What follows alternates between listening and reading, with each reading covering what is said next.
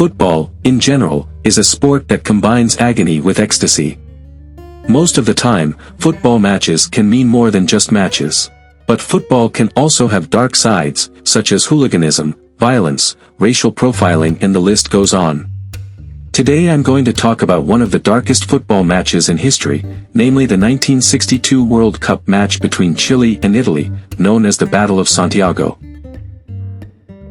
The football match between two teams in Group B was made even more tense by two Italian journalists, Antonio Girelli and Corrado Pizzanelli, who wrote a crude description of Santiago, the host city, and its population.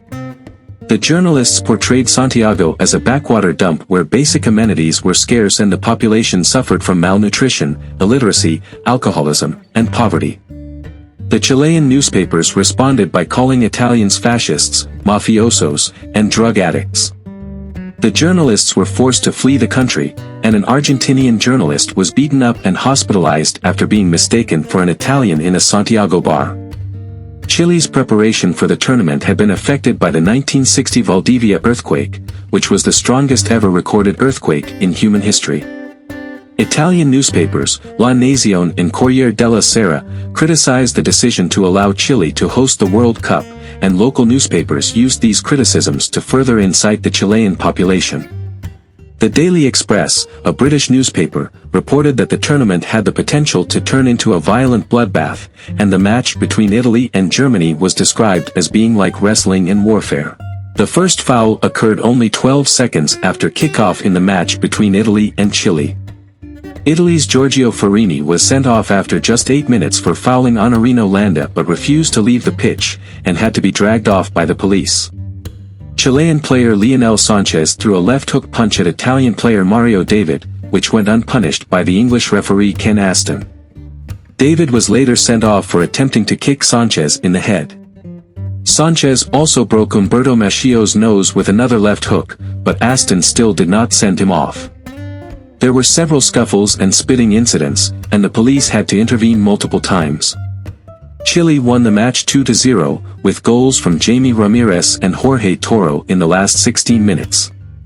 Aston, who had refereed both of Chile's matches, never refereed another World Cup match again but became a senior member of the refereeing committees for the 1966 and 1970 championships.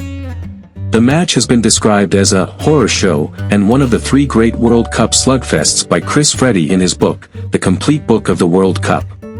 The Yugoslavia-Uruguay match on the same day also had both teams with a player sent off, and Freddy noted the prevalence of violent tackling in the tournament, including in Chile's opening match against Switzerland. The football match was quickly deemed as one of the most violent in World Cup history, and when it was broadcast on British television, English commentator David Coleman introduced it. This introduction has been celebrated in Europe as one of the most memorable by the commentator. Referee Aston faced international criticism for favoring the Chileans, who were referred to as cannibals and underdeveloped by the Italian press. Aston later admitted to his poor performance during the game, but he excused himself by saying, "I wasn't refereeing a soccer game, I was acting as a judge in a military conflict." He also revealed that he considered suspending the event but was afraid of inciting a riot. In light of the situation, FIFA instructed its referees not to give Chile any home advantage and to impose tough measures in the following matches.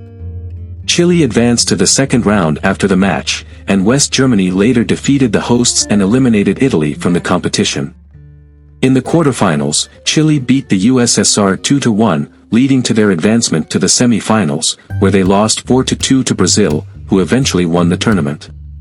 Consequently, the southern nation achieved third place in the championship, their best performance in the sport's history. After the World Cup, Chilean footballer Lionel Sanchez was offered a trial by AC Milan in Italy.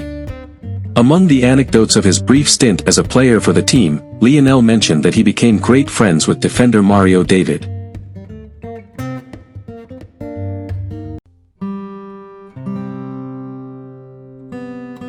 On November 14, 1934, there was another dramatic match between two national teams, between England and Italy. Italy played their first game after winning the 1934 FIFA World Cup, in which England didn't participate due to their withdrawal from FIFA in 1928. Despite this, England was still considered a strong team in Europe, and the match was promoted in England as the real World Cup final. The game was significant enough for Mussolini to offer each Italian player an Alfa Romeo car and the equivalent of £150, around £6,000 in today's money, if they won.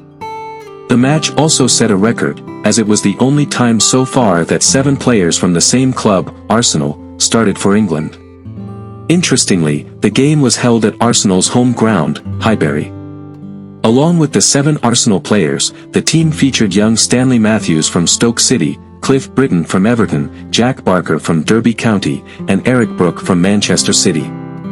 The England team was relatively inexperienced, with none of the players having more than 10 caps for their country. Just 2 minutes into the game, a rough tackle by Drake broke the foot of Italian centre-half Luis Monti. Despite staying on the field for 15 minutes, Monti eventually had to leave the game, leaving Italy with only 10 men as substitutions were not allowed at that time. The other Italian players may not have realized the extent of Monti's injury, which could have contributed to England's 3 quick goals within the first 12 minutes. Brook and Baston caused the Italian team significant problems with their passing and quick shooting. Although Brook missed a penalty in the first minute, he made up for it with 2 goals, a header from a precise cross by Stanley Matthews and a thunderous free kick. Drake added a 3rd goal before halftime to make it 3-0. However, after realizing the severity of Monti's injury, Italy adjusted their playing tactics, making it difficult for England to score any more goals. The match was quite violent from the start, with the Italian team retaliating against Drake's early tackle. Hapgood had his nose broken, Bowden injured his ankle, Drake was punched, and Brook fractured his arm.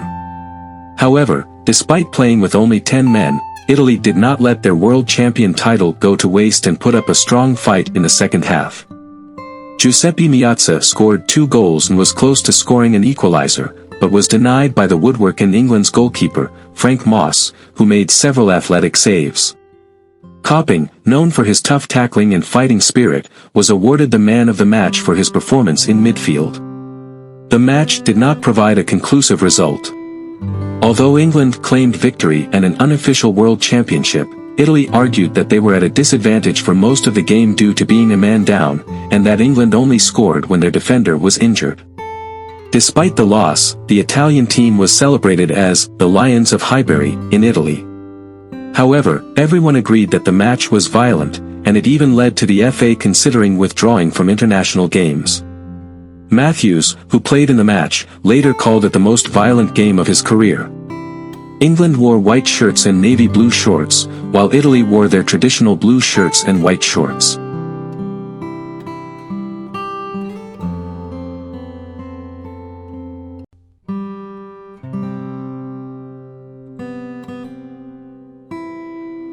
World Cup 2006, June 25. Portugal met the Netherlands at the Frankenstadion in Nuremberg. There was a record number of red cards, 4 to be precise, but also 16 yellow cards. At the previous major tournament, UEFA Euro 2004, Portugal and the Netherlands met in the semi-final in Portugal, where the host nation won 2-1.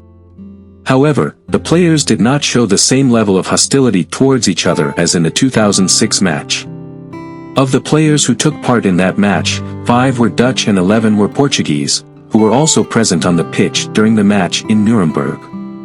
Mark van Bommel received a booking in the 2nd minute of the game, and shortly after, Dutch defender Khalid Boulahrouz was also booked for a foul that caused an injury to Cristiano Ronaldo. This injury eventually led to Ronaldo's substitution before halftime, with him leaving the field in tears and accusing Boulahrouz of intentionally causing the injury. Additionally, Maniche received a yellow card for a foul on Van Bommel after 19 minutes. After the goal, Portugal's defensive midfielder Costinha also received a yellow card for a foul on Philip Cocu, and he was then sent off just before halftime after receiving a second yellow card for a handball. In the 50th minute, Petit was cautioned, and later, both Luis Figo and Giovanni van Bronckhorst received yellow cards. Figo's card was the result of a touchline altercation with Mark van Bommel, during which Figo headbutted him. Portugal manager Luís Felipe Scolari controversially justified Figo's headbutt by stating that Figo is not Jesus Christ, who can turn the other cheek. In the 63rd minute, Bularaus was sent off after receiving a second caution for fouling Figo, sparking a melee involving several players and the Portuguese bench. Deco was also booked for a rough foul on Dutch defender John Heitinga. In the ensuing brawl, Wesley Sneijder was cautioned for pushing Petit to the ground, and Rafael van der Vaart received a yellow card for dissent. Several players from both teams received further bookings, including Portugal's goalkeeper Ricardo and left-back Nuno Valente, as well as Deco, who was dismissed in the 78th minute for delaying the restart after a free kick was awarded. In injury time, Van Bronckhorst was sent off for a second yellow card after a foul on Thiago. A scene during the match showed Bularaus, Deco, and Van Bronckhorst sitting together on the sidelines, which commentator Gary Bloom referred to as the "bad boys' corner." Following the match, FIFA president Sepp Blatter criticized referee Ivanov for his performance and suggested he should have given himself a yellow card. Blatter later apologized for these comments. FIFA announced that Ivanov would not referee any further matches in the tournament. Ivanov's father defended his son, stating that FIFA had demanded referees be tough on the players. Portugal faced England in the next quarter-final match without Deco and Costinha, who were suspended. Despite this, Portugal managed to reach the semi-finals, but had 2 players suspended due to accumulated yellow cards from the match against the Netherlands. In 2022, the record for yellow cards in a World Cup game was broken during the quarter-final match between the Netherlands and Argentina, where a total of 18 yellow cards were issued by referee Antonio Matulajas.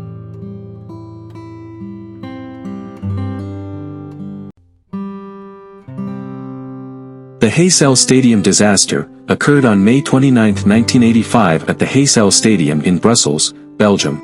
The disaster happened before the 1985 European Cup final between Juventus and Liverpool, when Liverpool fans breached a fence and charged at Juventus supporters, causing a crush against a collapsing wall. The disaster resulted in the death of 39 people, mostly Italian and Juventus fans, and left 600 others injured. The cause of the disaster was complex and included aggression from Italian fans towards Liverpool fans after a previous year's match, as well as incidents of aggression between the 2 sets of Liverpool supporters prior to the match. Despite the pre-match incidents, the game was played and Juventus won 1-0. The tragedy led to an indefinite ban on all English football clubs by UEFA from European competitions, which was lifted in 1990 to 1991.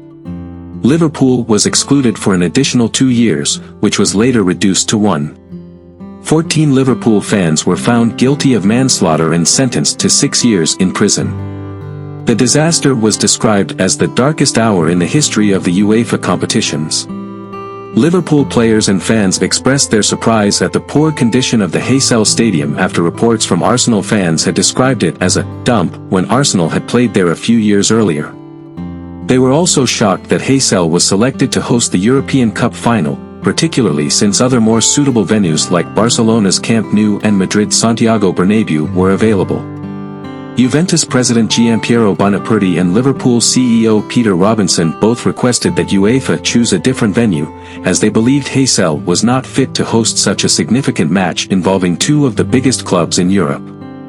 However, UEFA refused to consider an alternative location. It was later revealed that UEFA's stadium inspection had only lasted 30 minutes.